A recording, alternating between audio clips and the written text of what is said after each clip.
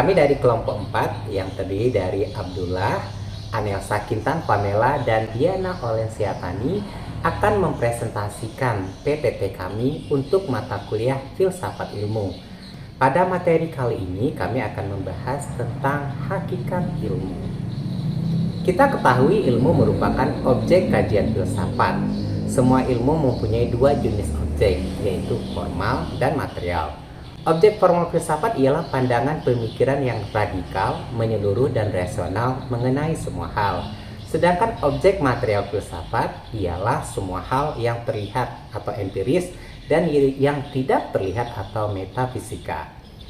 Ilmu-ilmu kontemporer dan modern berkembang dari filsafat.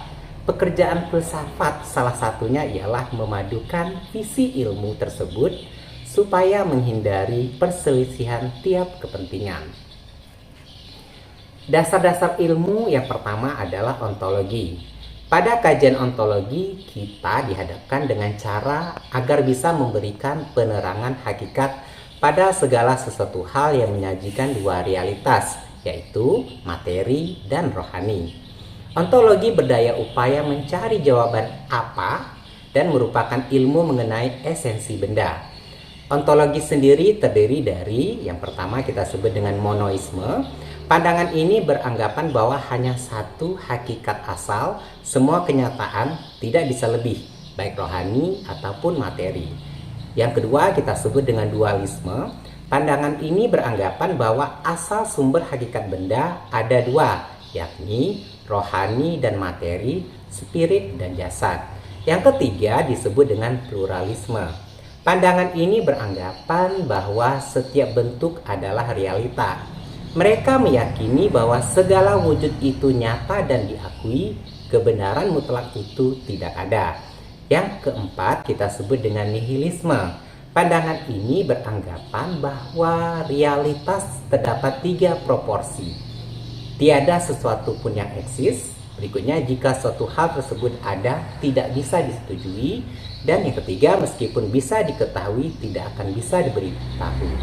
Yang kelima, kita sebut dengan agnotisme.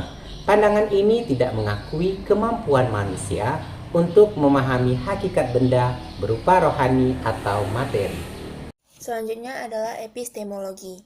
Epistemologi merupakan cabang ilmu pengetahuan yang mengkaji tentang cara bagaimana atau metode apa yang digunakan untuk memperoleh informasi dari objek sasaran secara hakikat.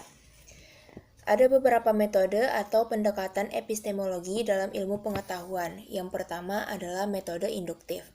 Metode induktif adalah metode yang mengutarakan terdapat batasan-batasan akal dan indera manusia dalam mendapatkan pengetahuan.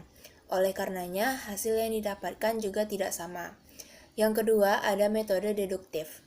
Deduksi merupakan langkah yang memberikan kesimpulan bahwa data empiris diproses lagi dalam sistem yang runtut. Selanjutnya adalah yang metode ketiga, metode positivism. Hal yang dimengerti secara positif ialah semua yang terlihat dan semua gejala. Dalam filsafat, metode ini ilmu pengetahuan diberi batas pada gejala-gejala saja. Yang keempat adalah metode kontemplatif. Pada metode ini terdapat batasan akal dan indera manusia dalam menerima pengetahuan. Oleh karenanya, hasil yang didapatkan juga tidak sama. Semestinya mengembangkan intuisi sebagai hal yang bisa dilakukan oleh akal. Yang kelima adalah metode dialektis. Dialektis memiliki arti metode atau cara mendebat dan mewawancara yang diambil secara media dalam mendapatkan pemahaman yang dilaksanakan bersama-sama untuk menemukan kebenaran. Selanjutnya adalah cabang ilmu aksiologi. Aksiologi sendiri adalah cabang ilmu yang mempelajari tentang nilai, khususnya yang berkaitan dengan moral, etika, keindahan, dan kebaikan. Aksiologi sendiri terbagi menjadi dua aspek. Yang pertama adalah etika, yang kedua adalah estetika. Etika digunakan dalam dua pengertian. Pertama adalah sekumpulan pengetahuan tentang proses penilai pada kelakuan-kelakuan orang-orang. Kedua adalah predikat yang digunakan untuk membedakan hal, perbuatan, atau manusia lainnya. Selanjutnya, estetika adalah berhubungan dengan nilai mengenai hal yang dialami berkaitan dengan keindahan dalam diri semua orang kepada lingkungan dan fenomena di sekitarnya. 37. Persamaan dan perbedaan filsafat dengan ilmu. Di antaranya memberikan arti tentang hubungan antar hal-hal yang dialami dan usaha memperlihatkan penyebab-penyebabnya. Keduanya memiliki pencarian perumusan yang sebagus-bagusnya, melakukan penyelidikan objek dengan sangat lengkap hingga ke akar-akarnya. Keduanya harus memberikan sintesis, yakni suatu pemikiran yang berangkaian. Keduanya harus menjelaskan mengenai realita muncul dari keinginan kuat manusia atau objektivitas pada pokok pengetahuan. Perbedaan filsafat dengan ilmu, di antaranya objek material lapangan filsafat sifatnya umum atau universal, sedangkan objek material ilmu pengetahuan sifatnya empiris dan khusus. Filsafat memuat pertanyaan lebih jauh dan lebih mendalam berdasarkan pada pengalaman realitas sehari-hari. Filsafat diterapkan dalam suasana pengetahuan yang menunjukkan daya kritis, spekulasi, dan pengawasan.